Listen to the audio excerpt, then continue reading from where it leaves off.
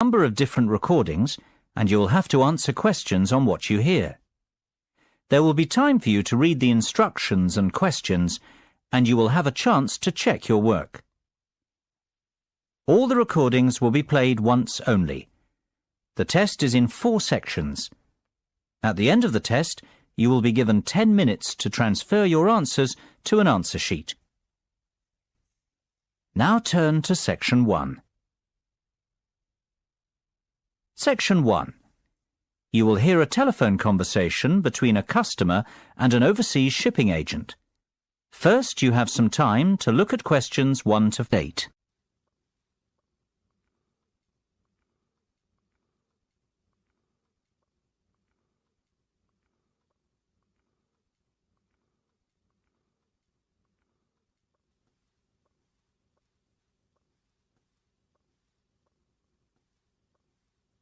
You should answer the questions as you listen, because you will not hear the recording a second time.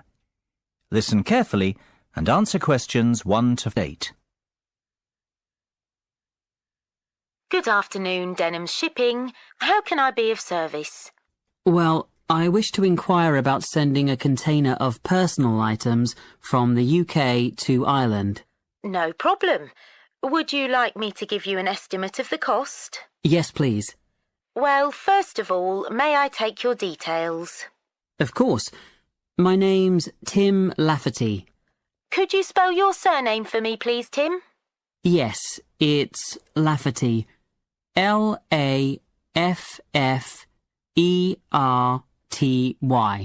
Thank you, Tim.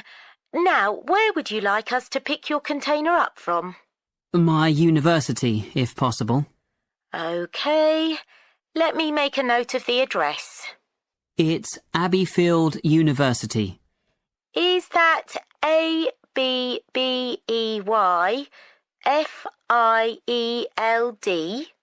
That's right. Park Street, Brighton. Perfect. And may I take down your postcode too? It's BR8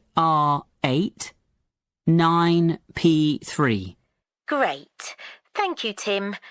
Have you the container's measurements? I do. It's approximately 2.5 metres long by 1.25 metres wide. I see. Quite a big one then. Indeed. And the height? I make it 1 metre and 20 centimetres deep. So that's 2.5 by 1.25 by 1.2. Right. And what will actually be in the box, Tim? Oh, mostly old uni books. OK. And some music albums. Anything else? Yes, a little bit of stationery. I see. And could you put an estimate on the value of the items? The books are quite valuable. They're worth around £1,800. The music albums, maybe half that, say £900. And you can put the stationery down as £300. Before listening to the rest of the conversation, you have some time to look at questions 9 and 10.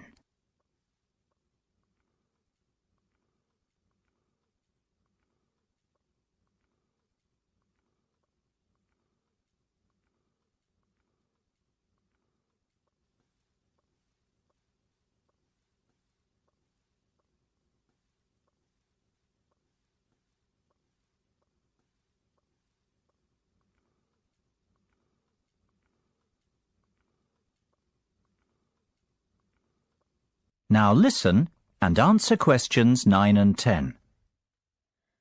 OK. And will you be purchasing contents cover from us also? I'm not sure what you mean. Sorry, let me explain. Because your items are worth more than £2,000, we recommend that you purchase insurance to cover yourself in the event of damage or loss. Makes sense. What are my options? Well, we offer 3 insurance deals: the premium rate, standard rate and economy rate ones. Premium offers full cover in the event of loss, damage or theft, which means you would be provided with the full cost of replacing your belongings. What about standard and economy? Standard will give you today's value, the second-hand value of your belongings, and economy provides you with a fixed payment of £1,000 in the event of loss, damage or theft. Well, I can afford to live without those books, to be honest. So just give me the cheapest option. We recommend standard cover for all our customers. No, thank you. That won't be necessary. The cheapest option will be fine. No problem. And one last thing, will you be needing delivery at your office, at your house, or do you intend to pick up your container at the port? Home delivery would suit me best, I think. We'll get that process for you. That's the end of section 1. You have half a minute to check your answers.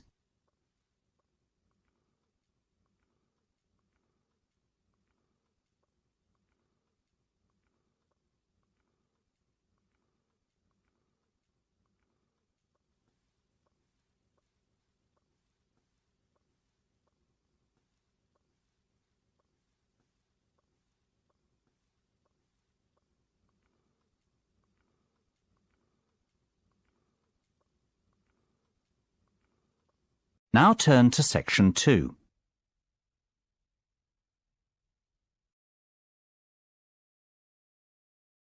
Section 2. You will hear a tour guide talking to her tour group. First, you will have time to look at questions 11 to 15.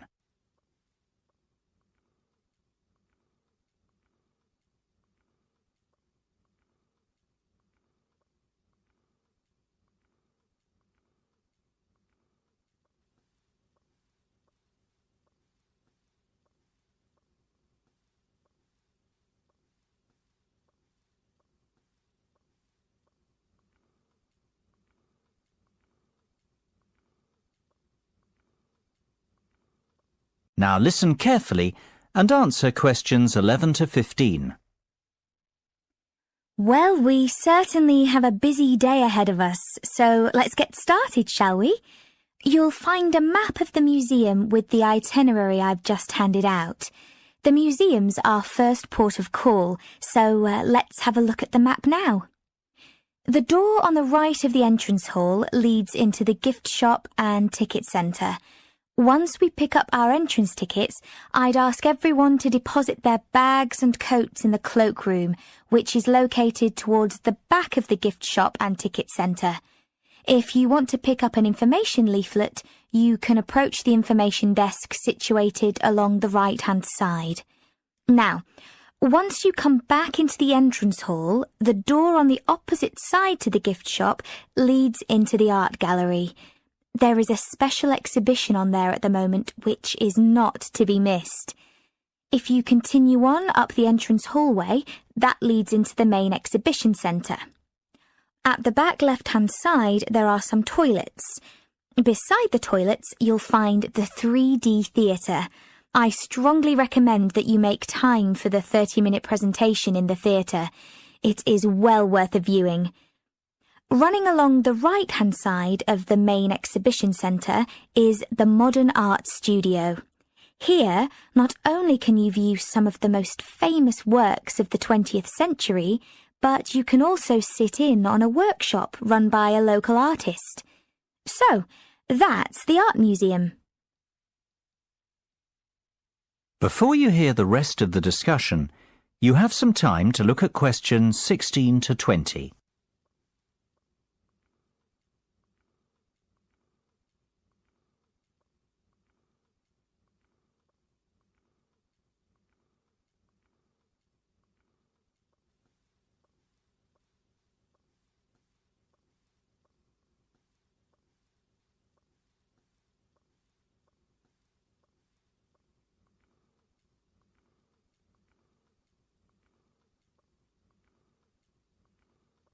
Now listen and answer questions 16 to 20.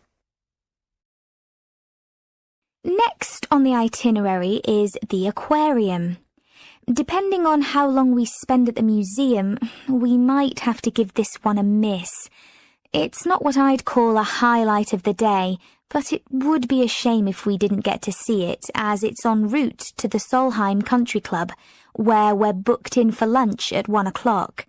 Originally, we had planned to stop off at the Milltown Winery afterwards, but we've had to scrap that plan. Otherwise, we'd never get to the Zoological Gardens before closing time.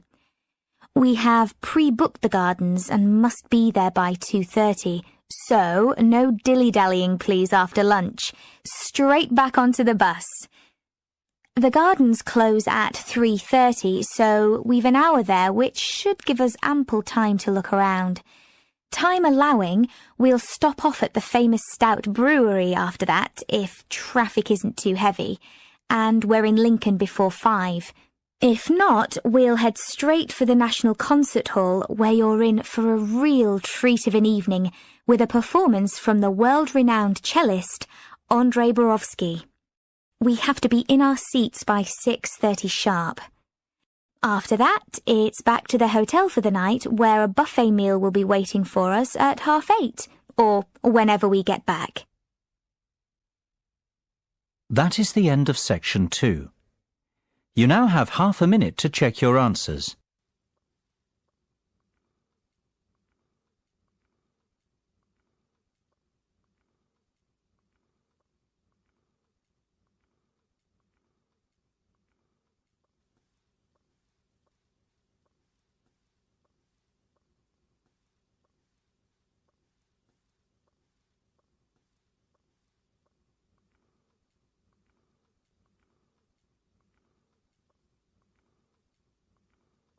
Now turn to section 3.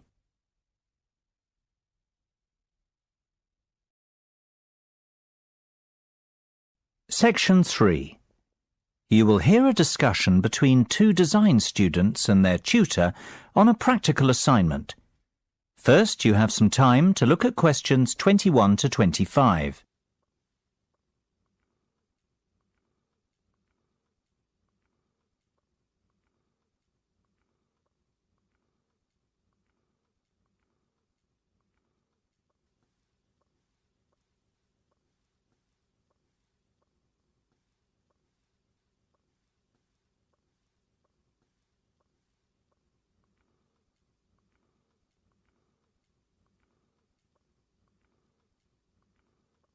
Now listen carefully and answer questions 21 to 25.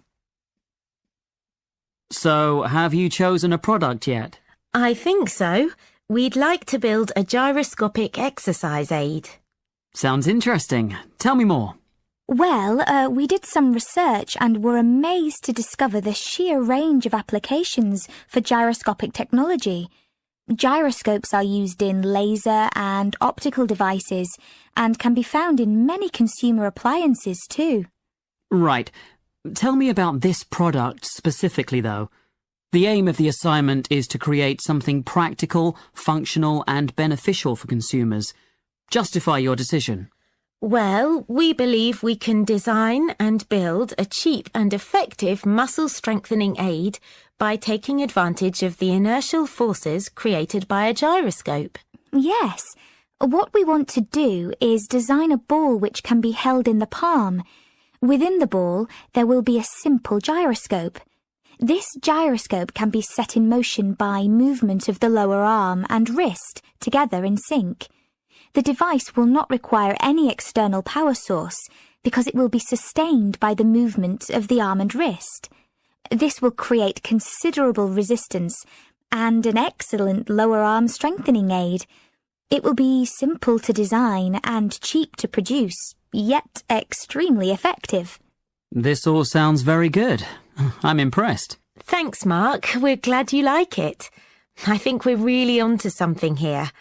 Our research has told us there's nothing comparable in the market and that a product like this would have multiple uses. Not only could it be used as an everyday toning and exercise device, it could also be beneficial to people in rehabilitation who have suffered serious lower arm injuries. We see the product being marketed towards high-performance athletes, like tennis and golf players, for whom lower arm strength is vital too. Before you hear the rest of the discussion, you have some time to look at questions 26 to 30.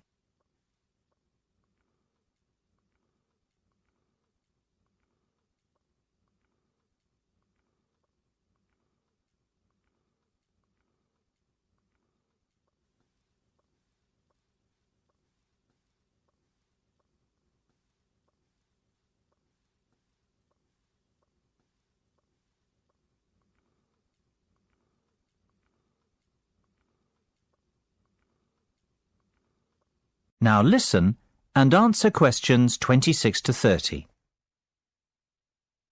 I've heard enough to give your project the go-ahead. Now, let's talk costs. Right. Well, we estimate that around £3,000 will be required for product development.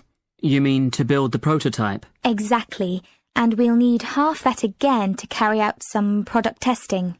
And what's your timeline for the project? The prototype should be ready a fortnight after work on the design starts, and we'll need another 6 weeks for testing. We want to enlist the help of 15 people to test the prototype. Ideally, we want 5 professional athletes to try it out, 5 recovery patients, and the remainder of the subjects will be gym members, our 3 target markets. Okay.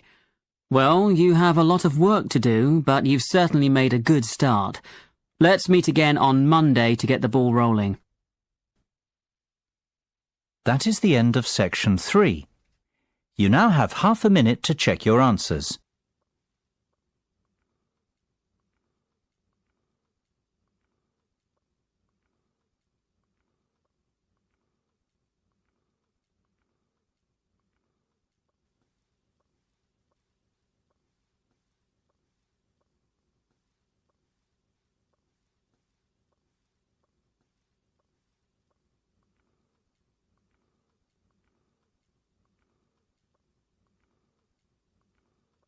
Now turn to section 4.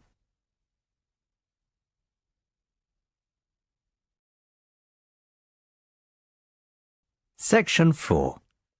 You will hear part of a lecture about public speaking. First, you have some time to look at questions 31 to 40.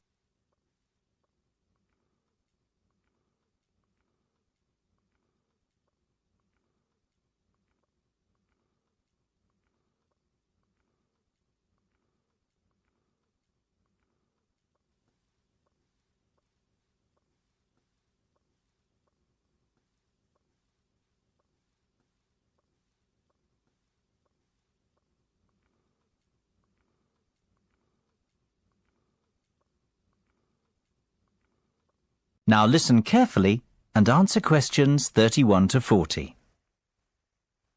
It is only natural to feel somewhat nervous before giving a speech, and while a few nerves never did any harm, and can in fact prove beneficial, letting your nerves overcome you can be detrimental. Today's presentation will focus on ways to control those butterflies and help you to give better presentations in future. First and foremost, you've got to know your material. I can't stress that enough. If you fail to prepare, you might as well prepare to fail. Even the most experienced speakers never turn up unprepared and never try to wing it. Personalize your subject and use humour, anecdotes, and conversational language. This will make it easier for you to remember what you want to say. Secondly, practice, practice, practice. Rehearse well in advance, and preferably out loud, and with all the equipment you plan on using. Practice your timing, when to pause and when to breathe, and prepare for the unexpected. Something always goes wrong, especially when you're relying on technology, so always have a backup plan. Get to know your audience before you have to stand up in front of them. Meet and greet them on the way in, perhaps. It is much easier to talk to a group of friends than a group of strangers. And, just as importantly, know your room as well. Arrive early, pace the speaking area, and practice using the microphone and visual aids. The hardest part is trying to relax. Never rush straight into your speech. Begin slowly and address the audience first. In fact, even before you start, take a few deep breaths. You know, 1 1,000, 2 1,000, 3 1,000. This will turn your nervous energy into enthusiasm. Visualization can be a great confidence booster. Visualize yourself making the speech in the way that you intend. Imagine your voice loud and confident, and picture the audience clapping and rooting for you. Remember, people want you to succeed. The audience wants to hear an interesting and insightful speech. They aren't hoping you make a fool of yourself. Whatever you do, avoid making unnecessary apologies. If you make a mistake or two, forget about it. Few will notice, and it will all be forgotten before too long. People often forget the importance of body language. Don't underestimate this. Your words carry far less meaning than your delivery. Success is defined by your intonation and confidence.